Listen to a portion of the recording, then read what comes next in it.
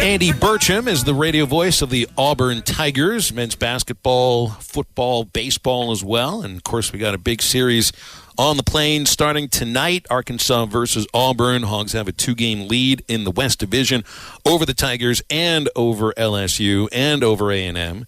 So it's tight. Andy, how are you? Nice to have you on today.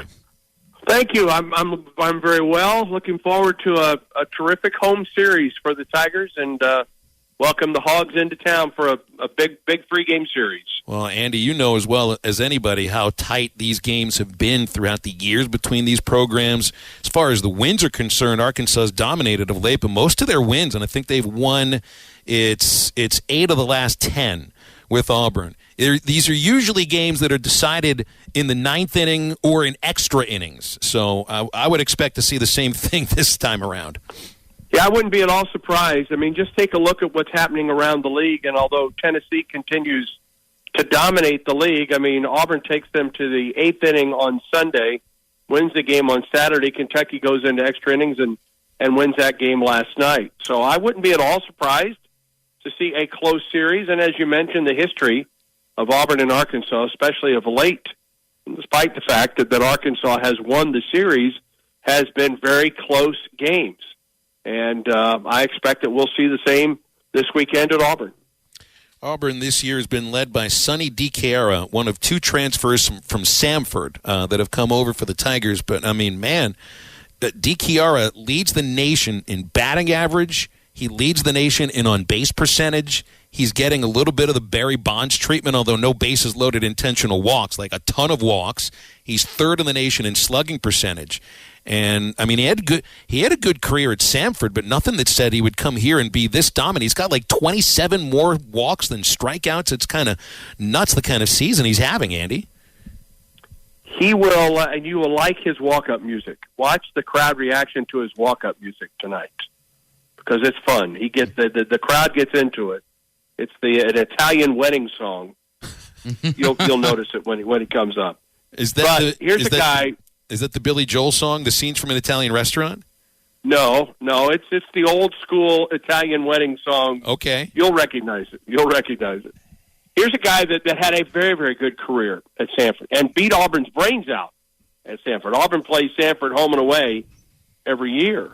And he has come to Auburn and has turned into, well, he's the best hitter in the Southeastern Conference, and he leads the country. He has a chance to win the Triple Crown at Auburn. He has a chance to post the best batting average in Auburn baseball history.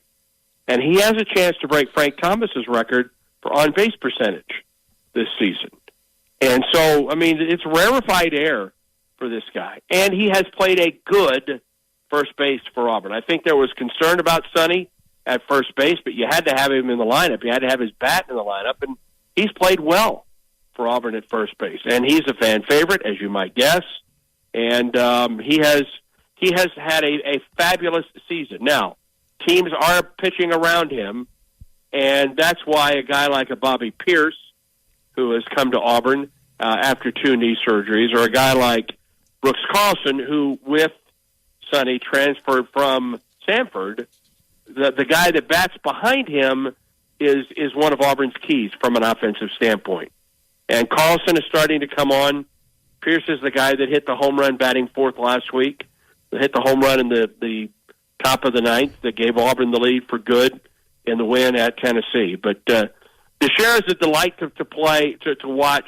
Great kid, and he has had a magical season thus far for the Tigers. And it's been a magical season, I think, for Auburn. Their emergence this year kind of caught a lot of people off surprise. Andy, what point of the season did you really realize that what this team had could be something special and could be ultimately less than a month left in the regular season be fighting to win the West?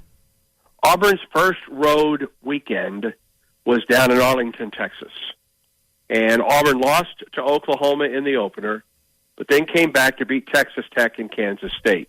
And I think that gave Auburn some confidence from the get-go. But what Auburn has done this year is what it didn't do a year ago, and that's win the close games, one-run games. Auburn didn't do that. Auburn lost a stunning number of one-run games. a year ago, and they have turned that around to win one-run games this year. Auburn has played well on the road. Took 2 of 3 at LSU. Took 2 of 3 at Texas A&M. You already mentioned those are teams that are tied with Auburn for that second-place spot in the SEC West. Dropped 2 of 3 at Mississippi State and had a lead in the ninth inning of Game 1. If it turns a double play, it probably wins that series. And then it lost 2 of 3 at Tennessee, but everybody has lost 2 of 3 or more against the Tennessee Vols. So this team has played really well on the road. And a guy that stepped up, and this is a question mark for Auburn this weekend, is Blake Burkhalter, who is Auburn's closer, has 11 saves, leads the SEC in saves.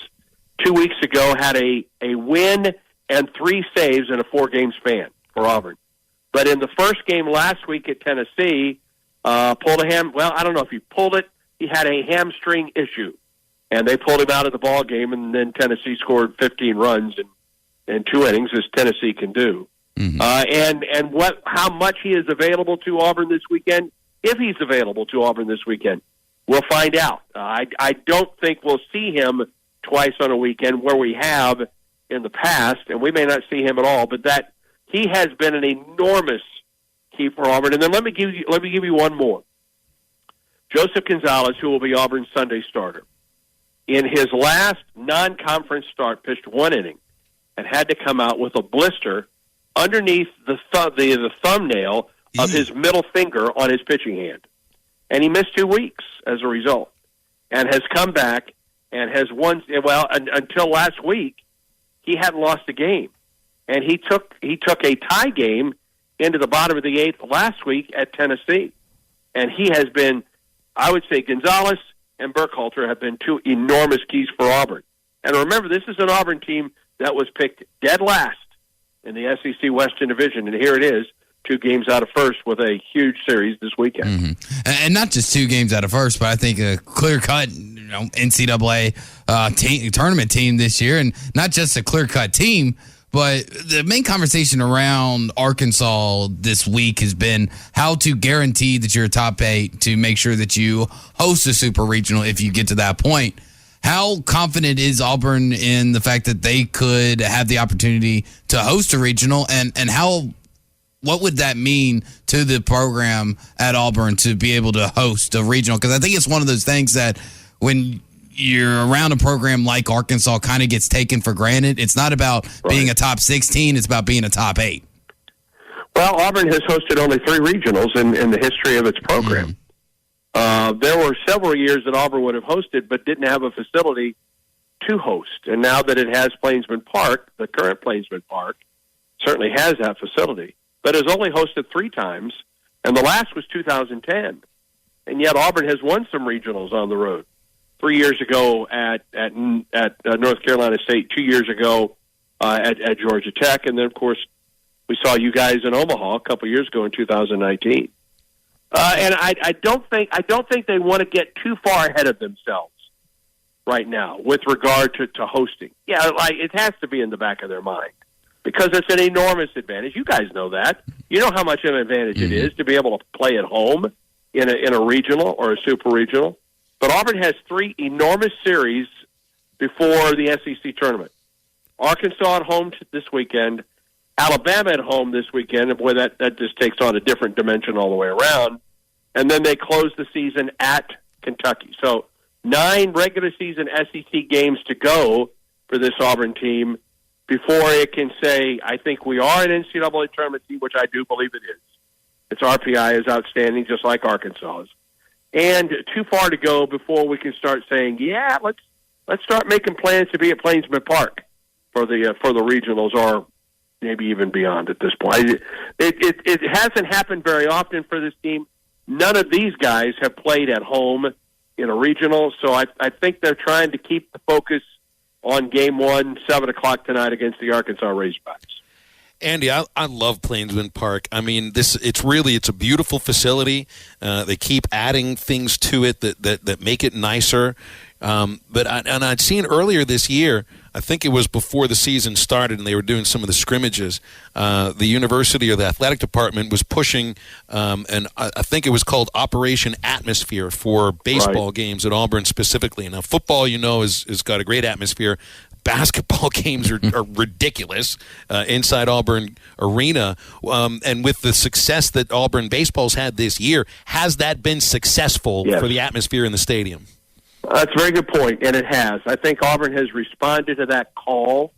You'll notice out in right center field, they've opened that area up for students just to come, and they can bring whatever libations they would like to the ballpark. Now, this is graduation weekend tonight and all day tomorrow, so good luck parking, by the way, getting to the ballpark. I hope I can find a place to park when I come back to the ballpark today.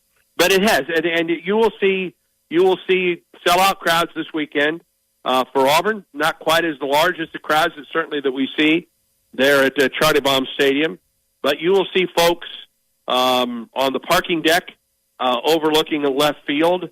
You will see folks out beyond the right center field wall, and then they've gotten more into the games this year. So I think Auburn fans have responded. The Auburn family has responded to that call, and it started with Butch Thompson.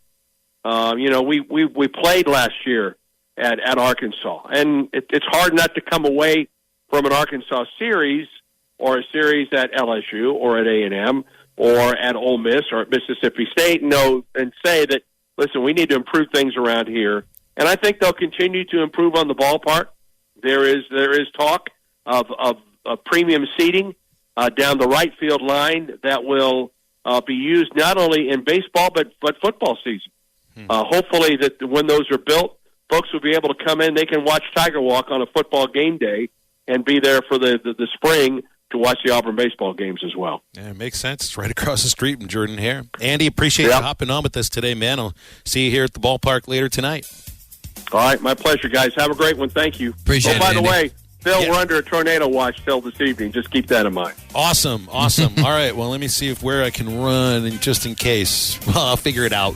Only have another 14 minutes on the show, so we'll figure it out. I think you're good till then. Okay, cool. All right. Thank you, Andy. Partners at BetOnline continue to be the #1 source for all your betting needs and sports info. Find all the latest sports developments, including updated odds on the NBA playoffs, fights, and even next season's futures. And don't forget that the MLB is back as well. Who are you picking to win the World Series? BetOnline is your continued source for all your sports wagering needs, including live betting and your favorite Vegas casino and poker games. It's super easy to get started, so head to the website today or use your mobile device to join and use our promo code BELIEVE, that's BLEAV, to receive your 50% welcome bonus on your first deposit. BetOnline, where the game starts.